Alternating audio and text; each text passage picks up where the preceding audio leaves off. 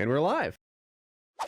God, I hope the Lakers don't win the. Oh, I saw this really funny article. It was like LeBron has finally gotten his wish for to equalize for equality for the WNBA. Their ratings are now the same. I guess the NBA Finals ratings have dropped to the level of WNBA Finals levels. I know you hate LeBron and take joy in his bad ratings, but I do. He is looking like he's going to win his next championship. That will be his one game away, fourth, I think. And he's also the far and away favorite to get Finals MVP. Yep, they're wearing the Black Mamba jerseys next game. Yeah, really hoping they lose. Really hoping they lose. They were going to wear them on Game 7, I think, but people don't think there will be a Game 7. They're about to close it out. Yeah, ooh, that's some bad juju. That's why I want them to lose. I want them to lose wearing those jerseys. Good. Man, so they're up 3-1, I believe. Mm-hmm. If they lose 3 games in a row, please God, if you're there. He was on the other side of that. So LeBron was a Cavalier when he played against the Golden State Warriors, and they were down 3-1. They came back and won 4-3. That was a few years ago, right? Yeah, call it 2017 maybe. Oh, we were talking about like sports, or I guess specifically NBA ratings, and you said they were down like 60% year over year. And I think you said that, Woody, and in my head, like later that night, or Kyle, that I was in my head, I was like, there's no fucking way that's right. And I looked it up, and like the trend, I think it's the last 5 years, it was showing like what each of the game sixes, like the viewership, and it was like 16, 17, 18, 19, 20, or 17, 18, 19, 20, and it was like 19 million, 18 million, 17 million, 13 million, 5 million this year. And so it's down 75%. 4 years ago, almost 20 million to now 5. But like, also, I think there was some other compounding factor where it's like, well, usually they're not competing on a Sunday night against football. That definitely adds to it. Yeah, so, usually everyone's not in quarantine. They're in quarantine. It would add to it. Game 7 should have fallen on. That's why I'm saying the first thing is like, not Game 7. Game 5 should have fallen on Thursday. And they pushed it to Friday because football's on Thursday. And they're like, we don't want to fuck with football. People are going to choose it instead. They're going to choose, like, what is it, week 3 of NFL over game, like a series closing finals game of the NBA. They don't want to mess with it. In terms of popularity, football smashes they polled people for why the NBA ratings are down. 38% said the league's become too political. That's the number one reason. 28% said boring without fans, and 19% said China, which I'm guessing ties into too political. I remember at the start of the season, there was a big thing. I think they went to China, and they couldn't criticize them or couldn't say anything about Hong Kong, maybe. It was something like that, yeah. Yeah, and some people are holding a grudge from that, I guess, but...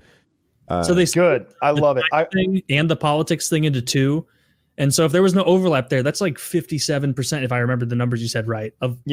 Like that's that was way more than I thought. Like when I saw the football thing, I was like, okay, that kind of, now the pieces are falling into place. I didn't know that there was a poll and it was that. Yeah, I think so. I don't find it boring without fans. I like it just as much. It's separate but equal, kind of. Like that's how I see it. The UFC. Thank you, Woody. Finally, someone's bringing that back. That's how I see the UFC with no fans too. Like it's different.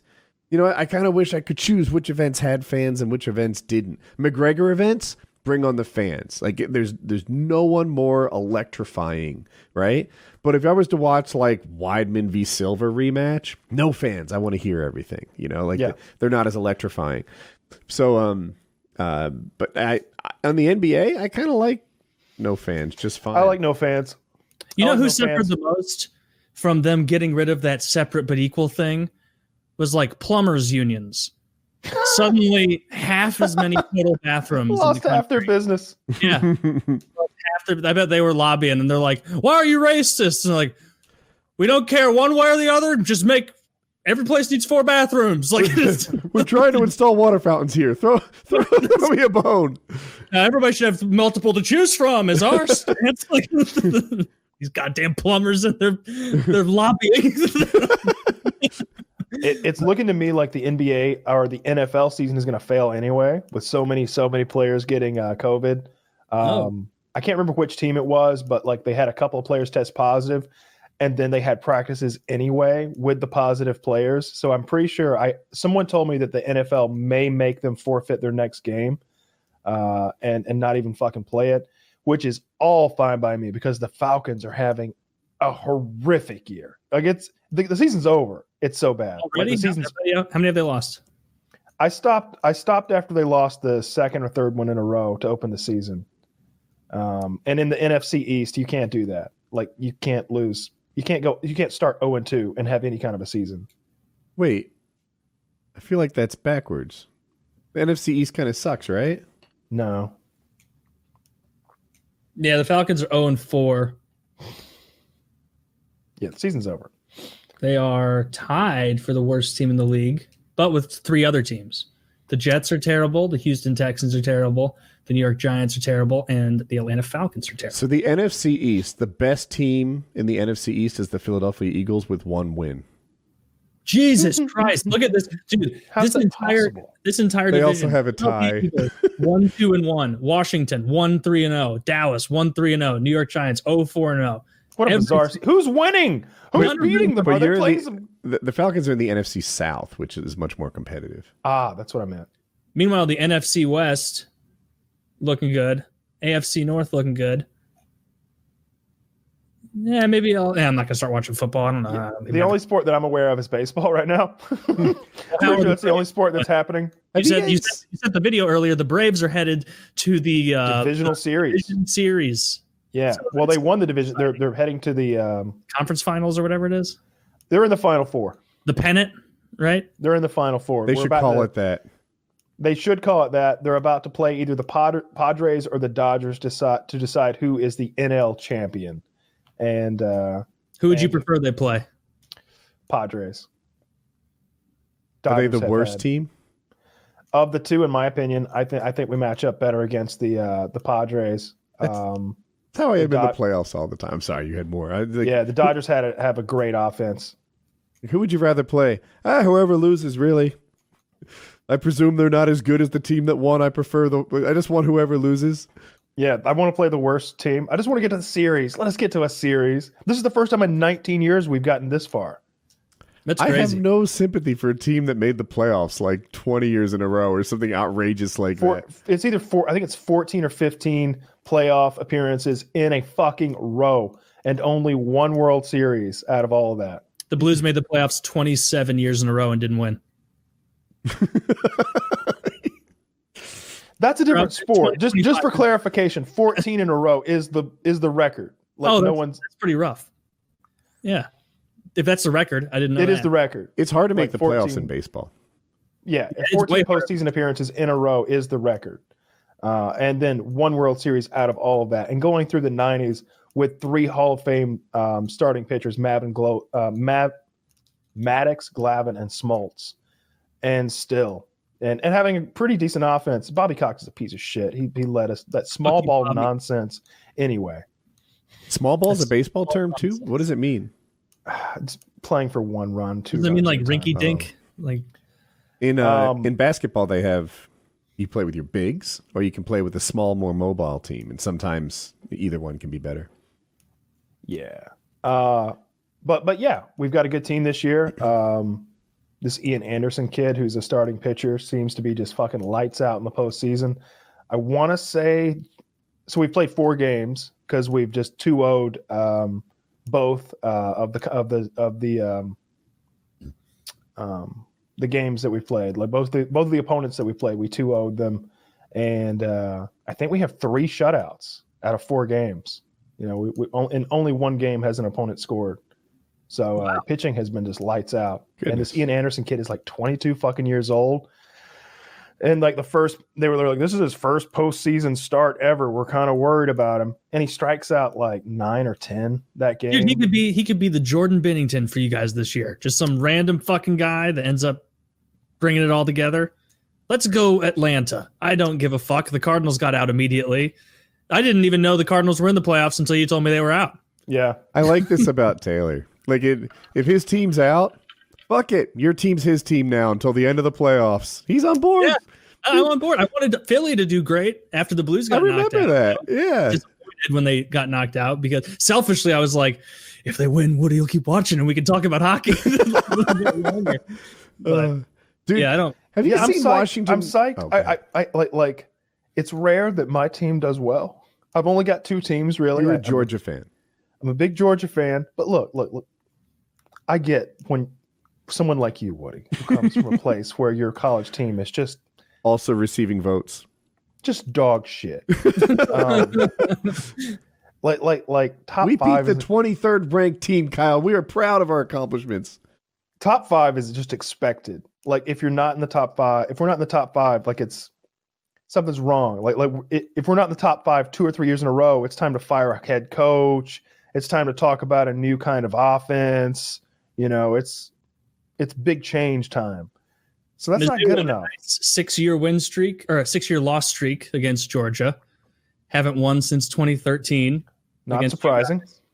You're right. It's not. When NC State has a number next to their name, it's not going to last. What's that number? But it's 25. I mean, Kyle, it can be as high as 20 or as low as 20. But you're like, all right, we're 22nd now.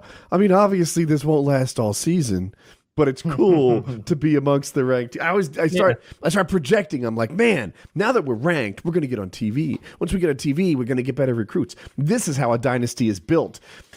You can't hit number 1 unless you hit number 22 first.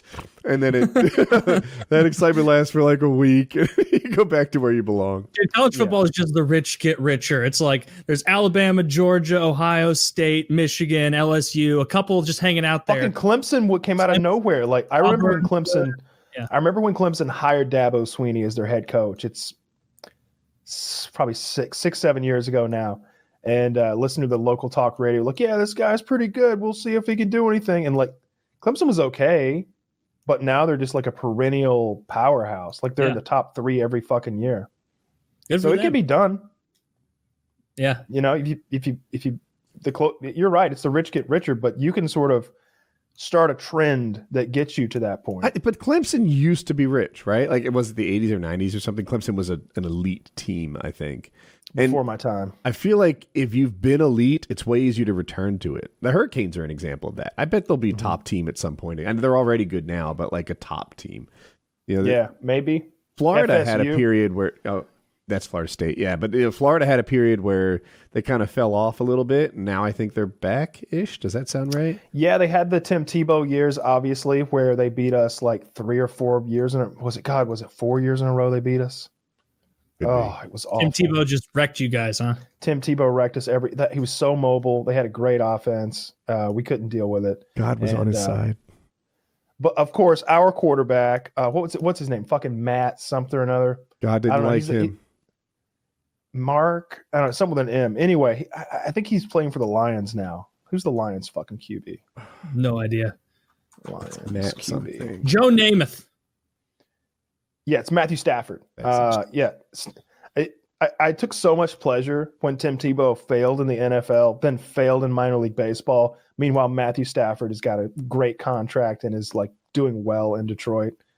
Because wouldn't you want Tim Tebow to do well in the NFL? So it'd be like, see, that's why he beat us so bad. No, because they were playing this like spread offense with a mobile quarterback that just doesn't work very well at the elite level, and it was working. But it did work well against everybody in college ball.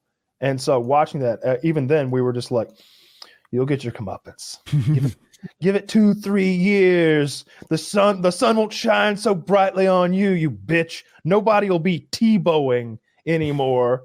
Like doing that, fucking striking that stupid prayer pose. Fucking Christian piece of shit. Meanwhile, he's glad his life is going poorly. He's like not getting CTE, millionaire. Makes so much money. What is Tebow's source of income? Do you know? He had a bunch of like sponsorship deals back in the day, and then he did. He does like commentating is on he sports. Good? I don't know. I don't watch sports that he commentates. I just know that's something he does. There's a fucking prayer every 5 minutes. God, I hate people who are that fucking religious. I have friends that are religious, and they're the best kind of religious. Like it's their own personal kind choice. where like they even know they're not really religious. No, like they don't like to use curse words, right? Mm. But they don't like project that upon you, you know, like you use a curse word and it's like that's just you, you know, like it's not that, like they don't take their personal rule set and extend it to what your rule set should be. It's just their own personal code, and they're great people to be around.